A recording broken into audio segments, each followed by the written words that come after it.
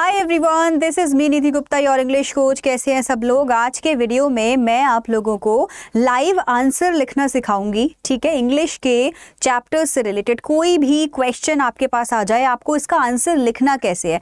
तो कोई भी ऐसा बच्चा जिसको ऐसा लगता है कि मैम मैं आंसर्स को फ्रेम नहीं कर पाता हूँ ठीक से और मुझे समझ नहीं आता है एग्जैक्टली आंसर को शुरू कैसे करें, ख़त्म कैसे करें, चैप्टर तो पढ़ लिया है, स्टोरी भी पता है, लेकिन सेंटेंस फॉर्मेशन में प्रॉब्लम होती है। तो ये सारे प्रॉब्लम्स का सोल्यूशन आज आपको इस वीडियो में मिलने वाला है। ठीक है, तो एंड तक वीडियो को देखना, क्योंकि मैं आपको 3 चीज़ें बताऊंगी। नंबर 1, कौन से ऐसे पॉइंट्स हैं जिनको आपको ध्यान में रखना है किसी भी आंसर को लिखने के लिए, सो दैट आपको बहुत ईजी हो जाएगा वो आंसर लिखना। नंबर 2, मैं लाइव आपको एक आंसर लिख के दिखाऊंगी, ठीक है, जिसमें मैं आपके सामने ही उस आंसर को, वो सारे पॉइंट्स को यूज करके लिखूंगी। जो पॉइंट्स मैं आपको बता रही हूँ उन्हीं पॉइंट्स को यूज करके एक आंसर लिखूंगी, एक नॉर्मल से क्वेश्चन का, आप ही के चैप्टर का, आप ही के बुक के चैप्टर का। ठीक है, एंड नंबर 3, मैं आपको एक टॉपर का आंसर दिखाऊंगी जो कि सीबीएसई खुद आपको रेकमेंड करता है कि भाई आपको भी आपका आंसर ऐसे ही लिखना है। तो हम लोग भी देखेंगे कि जो मैंने आंसर लिखा है और जो सीबीएसई के थ्रू एक टॉपर का आंसर आपको दिखाया जा रहा है, उन दोनों में कितनी सिमिलैरिटी है, क्या वो पॉइंट्स जो मैं बता रही हूँ वो उस बच्ची ने या उस स्टूडेंट ने ध्यान में रखे थे लिखते टाइम, इसीलिए शायद उसका आंसर बहुत अच्छा था। तो ये सारे पॉइंट्स को हम लोग क्या करेंगे, आज देखेंगे। ठीक है, तो how to write a perfect answer in English, कैसे एक अच्छा सा आंसर इंग्लिश में लिखना है जिससे आपके हाईएस्ट मार्क्स आए। देखो, एक चीज़ का मैं आपको बहुत अच्छे से बता देती हूँ बच्चे, आपके जो सेक्शंस है ना एग्जाम में, जैसे रीडिंग सेक्शन हो गया, राइटिंग सेक्शन हो गया, ग्रामर सेक्शन हो गया एंड लिटरेचर सेक्शन हो गया। ठीक है, अब इसमें से स्कोरिंग सेक्शन आपको पता है कौन सा है, लिटरेचर स्कोरिंग सेक्शन है। आपके बोर्ड एग्जाम में एक अच्छा खासा वेटेज लिटरेचर के सेक्शन को मिलता है एंड सबसे ज़्यादा मार्क्स कहाँ डिडक्ट होते हैं, वो भी लिटरेचर सेक्शन ही है। क्योंकि देखो, रीडिंग सेक्शन में आपको मार्क्स मिल जाते हैं, है ना। मुझे नहीं लगता शायद ही कोई ऐसा बच्चा होगा जो बिल्कुल ही नहीं पढ़ता, बिलो एवरेज स्टूडेंट, उसके साथ ऐसा होगा कि उसके रीडिंग सेक्शन में मार्क्स डिडक्ट होंगे। तो वो आपका क्या है, एक स्कोरिंग सेक्शन है। उसके बाद में आपका आता है ग्रामर सेक्शन, जहाँ पे आपके स्कोरिंग रहता है। एक मान लीजिए आपने गलत कर दिया, लेकिन बाकी के मार्क्स आपको एक तरह से फ्री में मिलते हैं क्योंकि आप ज़्यादा मेहनत नहीं करते। 1 वर्ड आंसर्स होते हैं या 1 लाइन के आंसर होते हैं, गैप फिलिंग होता है, तो आपको पता ही है, आपको बस एक वर्ड फिल करना होता है एंड आपके आंसर्स पक्के हो जाते, मार्क्स पक्के हो जाते हैं। ठीक है, तो आई वुड से कि जो आपके ग्रामर सेक्शन है वो भी स्कोरिंग होता है। इसके बाद में जो राइटिंग एंड लिटरेचर का सेक्शन है ना बच्चे, वहाँ पे मार्क्स डिडक्ट होने के चांसेस ज़्यादा होते हैं। इसमें भी राइटिंग की बात आज हम कर नहीं रहे हैं, लेकिन लिटरेचर सेक्शन में जहाँ जहाँ आपके मार्क्स डिडक्ट हो रहे हैं, अगर आपने वहाँ पे मार्क्स बचा लिए तो आपको अच्छे मार्क्स इंग्लिश में लाने से कोई नहीं रोक सकता।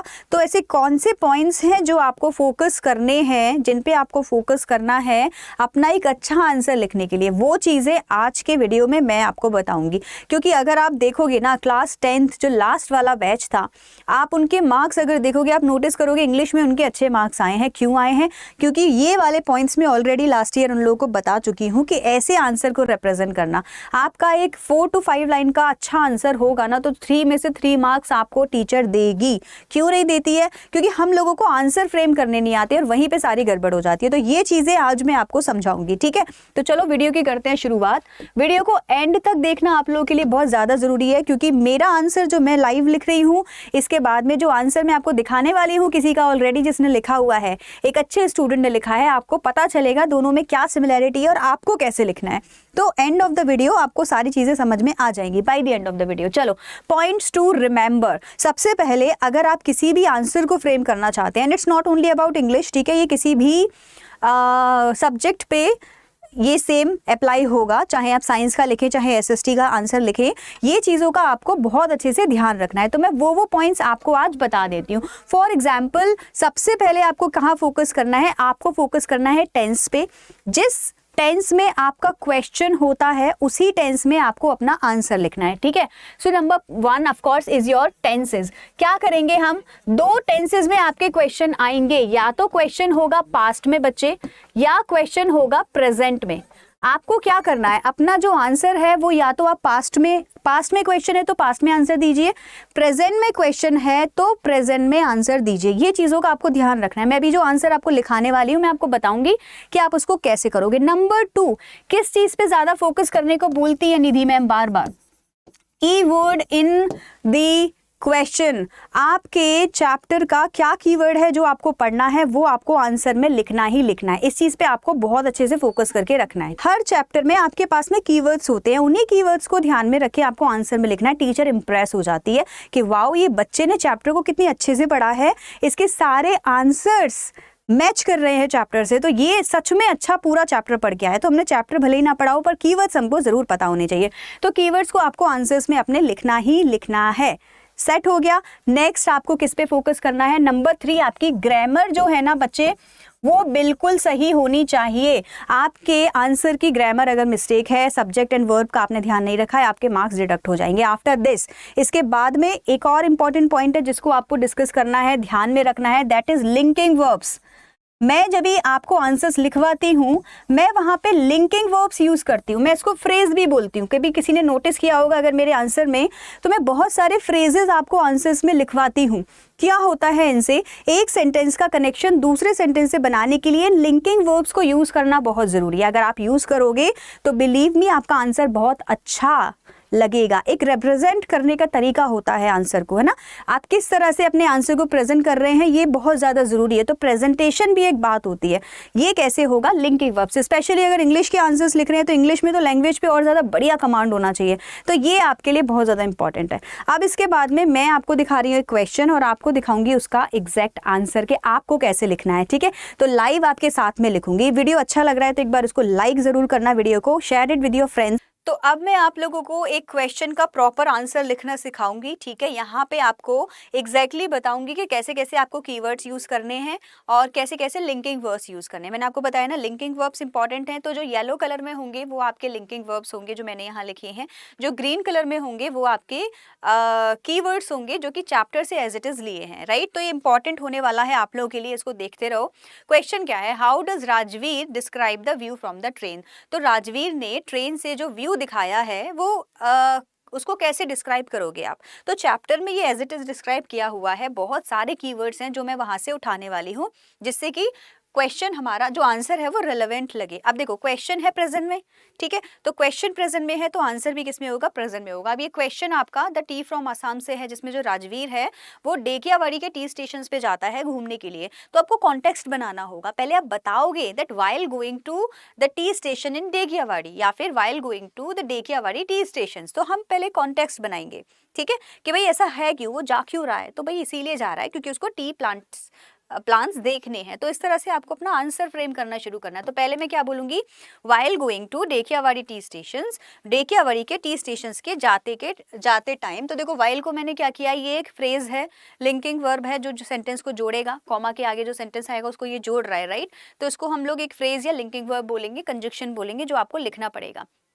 फिर आप लिखेंगे राजवीर क्या डिस्क्राइब करता है? Rajveer describes the magnificent view of the landscape from the window. Window से जो मैग्निफिसेंट व्यू आ रहा है उसको डिस्क्राइब करता है। अब यहाँ पे ये जो था ना, द मैग्निफिसेंट व्यू, ये ऑलरेडी चैप्टर का कीवर्ड है, वहां पे भी सेम लिखा हुआ है, तो इसीलिए मैंने इसको ग्रीन में आपको लिख के दिया है। वहां पे वो क्या देखता है? वेयर इन। अब देखो, यहाँ से आगे से आपको एक कंजक्शन लगाना है जो आपके सेंटेंस को और ज्यादा कनेक्टेड फील कराएगा। तो वेयर इन मतलब जहां पर। तो उसने देखा एक विंडो से मैग्निफिसेंट व्यू जहां पर। तो जहां पर को इंग्लिश में लिखेंगे where in.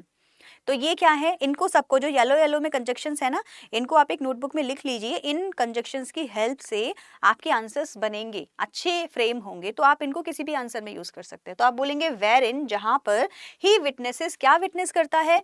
The soft green paddy fields, करता है ना, कीवर्ड है ये चैप्टर का। आप इसको एज इट इज लिखो, सॉफ्ट ग्रीन पैडी फील्ड्स। वो क्या करता है? वहां पे विटनेस करता है। मोरओवर, और इससे ज्यादा और क्या करता है? अब देखो, इसी को लिखने का तरीका होता है। मोरओवर लिख दीजिए, आफ्टर दैट लिख दीजिए, आफ्टरवर्ड्स लिख दीजिए, नीडलेस टू से लिख दीजिए। ये फ्रेजेस आपको यूज करने आने। आफ्टरवर्ड्स बोल दिया मैंने, हाँ। So as soon as he reaches there, उसके आगे उसने क्या किया, ये लिख दीजिए। तो एज सुन एज भी ये क्या होता है? लिंकिंग वर्ब होता है। तो मैं बोल दूंगी as soon as he saw this, after that he saw this. ऐसे करके आप अपने सेंटेंस को बना सकते हो। तो मोरोवर उसने क्या देखा? The tree bushes were spread like, जो टी के जो बशेज हैं, मतलब जो टी के छोटे छोटे जो पौधे होते हैं इस तरह से, वो ऐसे स्प्रेड थे, दिखने में कैसे लग रहे थे? Like a sea against the backdrop of densely wooden hills. ये आपका एज इट इज क्या है? कीवर्ड है, चैप्टर में लिखा हुआ है। रेलेवेंसी दिखाने के लिए कि आपने चैप्टर को अच्छे से समझा है, आप इन कीवर्ड्स को यूज करिए। तो आप क्या बोलेंगे, like a sea against the backdrop of densely wooden hills, like a sea against the backdrop of densely wooden hills, याद भी हो जाएगा आपको साथ के साथ, ठीक है। तो ये जैसे कि वुडन के हिल्स लग रहे हैं वो देखने में, बैकग्राउंड में ऐसा दिख रहा था, और जो टी गार्डन्स हैं वो सी की तरह दिखाई दे रहे थे, जैसे कोई समुद्र हो फैला हुआ सब जगह से, राइट। अब देखो एट सम डिस्टेंस उसने और क्या देखा, there are tall trees also, tall trees थे वहां पे, tall shady trees, tall shade trees थे। Needless to say, needless to say क्या हो गया, एक फ्रेज हो गया, मतलब कि इसके अलावा और हम क्या बोल सकते हैं इसके बारे में।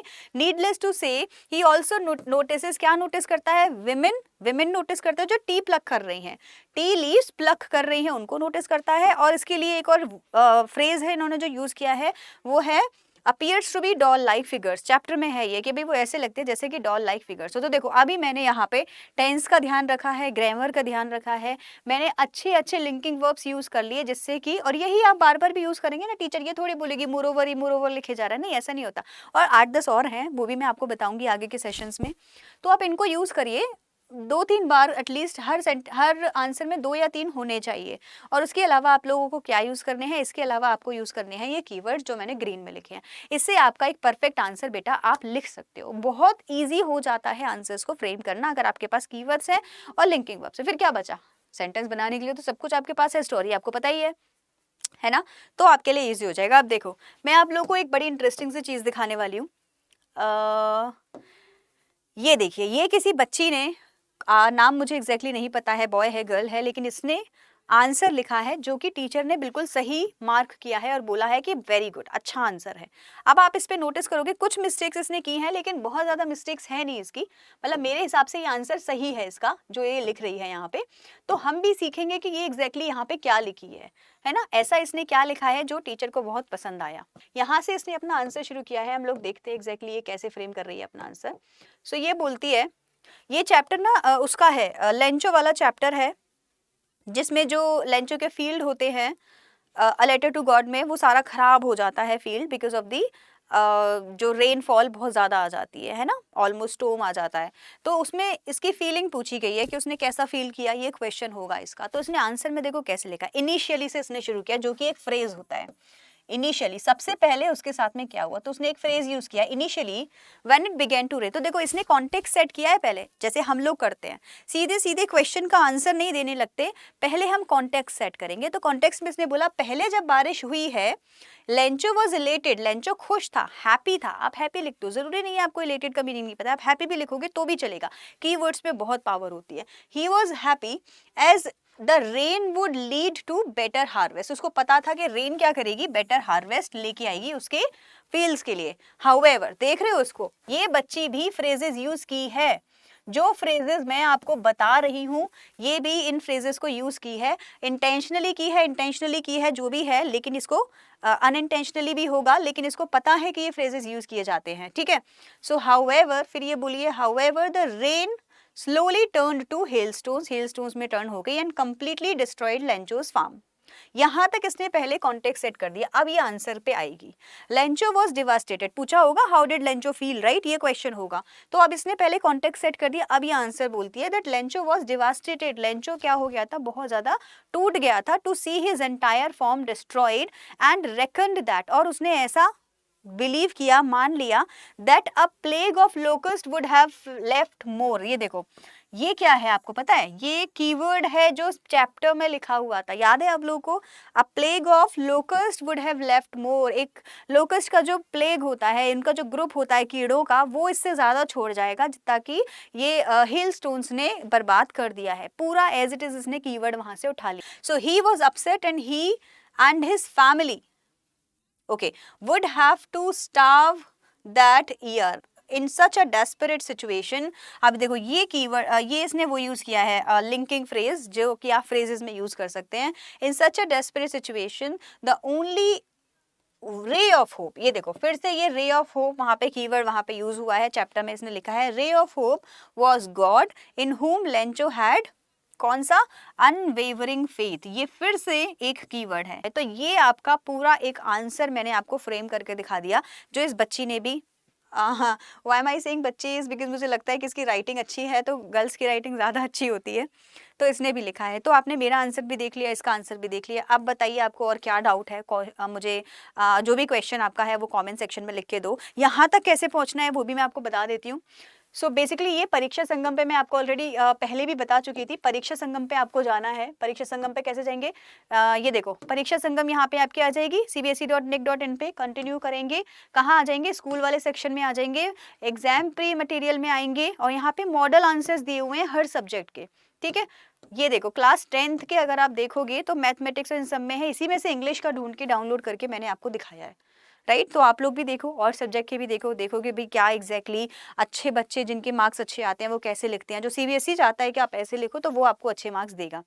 आप लोग भी एक बार इसको सर्च करना, मुझे बताना अगर आपको कोई डाउट है इसमें तो। राइट, इसके अलावा ऑफ कोर्स आप सब लोगों को पता होगा हमारा एक निश्चय बैच है जो ऑलरेडी चल रहा है। राइट, आप चाहते हैं निश्चय बैच का पार्ट बनना तो आप बन सकते हैं। निश्चय बैच क्लास 10th के स्टूडेंट्स के लिए है जो आपके एग्जाम तक की तैयारी आपको कराने वाला है। इसका जो सब्सक्रिप्शन है आपके पास में एग्जाम तक रहेगा, तो if you are interested you can be a part of us. मैं वहाँ पे इंग्लिश आपको पढ़ाऊंगी, पूरा सिलेबस कवर कराऊंगी आपके एग्जाम तक का।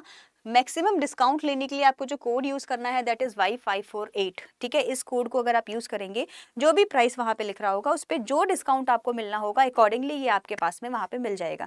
तो अड्डा 24/7 की वेबसाइट पे, ऐप पे एक बार जाओ, K12 सेक्शन में कोर्सेज मिलेंगे, वहाँ जाओ, उसको खोलो।